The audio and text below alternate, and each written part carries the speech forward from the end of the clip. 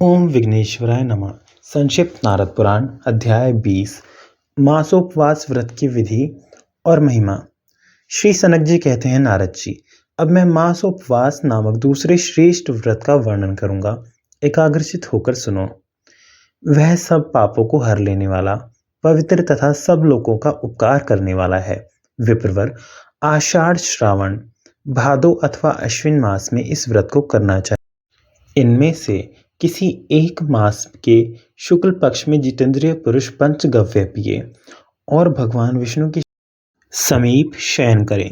तदंतर प्रातः काले उठकर नित्य कर्म समाप्त करने के पश्चात मन और इंद्रियों को वश में करके क्रोध रहित हो श्रद्धा पूर्वक भगवान विष्णु की पूजा करे।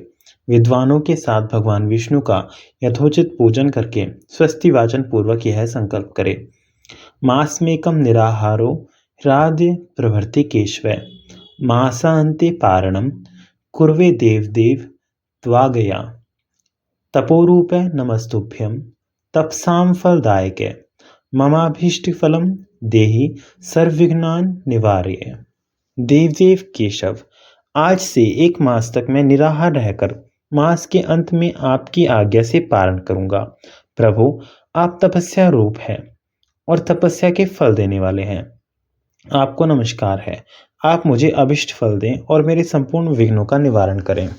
इस प्रकार भगवान विष्णु को शुभ मास व्रत समर्पण करके उस दिन से लेकर महीने के अंत तक भगवान विष्णु के मंदिर में निवास करें और प्रतिदिन पंचामृत की विधि से भगवान को स्नान करावें। उस महीने में निरंतर भगवान के मंदिर में दीप जलावें।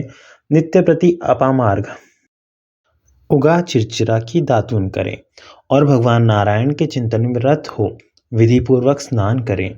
तदंतर पहले की भांति संयम पूर्वक भगवान विष्णु को स्नान करावें और उनकी पूजा करें। इस प्रकार मासोपवास पूरा होने पर भगवत पूजन पूर्वक यथाशक्ति ब्राह्मणों को भोजन करावें और भक्ति पूर्वक उन्हें दक्षिणा दें। फिर स्वयं भी इंद्रियों को वश में करके बंधुजनों के साथ भोजन करें। इस प्रकार व्रती पुरुष 13 बार मासोपवास अर्थात प्रतिवर्ष 1 मासोपवास व्रत करता हुआ 13 वर्ष तक व्रत करे। उसके अंत में वेद वेता ब्राह्मण को दक्षिणा सहित गोदान करे।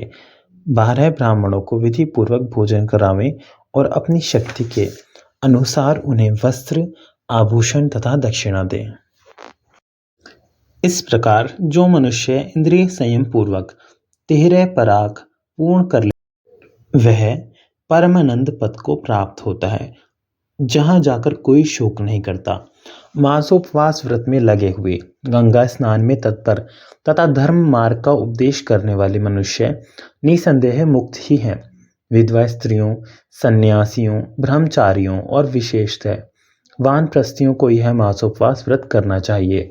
स्त्री हो या पुरुष, इस परम दुर्लभ व्रत का अनुष्ठान करके मोक्ष प्राप्त कर लेता है, जो योगियों के लिए भी दुर्लभ है। गृहस्थ हो या वानप्रस्थ, ब्रह्मचारी हो या सन्यासी तथा मूर्ख हो या पंडित, इस प्रसंग को सुनकर कल्याण का भागी होता है। जो भगवान नारायण की शरण होकर इस पुण्य में व्रत का वर्णन सुनता अथवा पढ़ता है, वह पापों से मुक्त हो जाता है।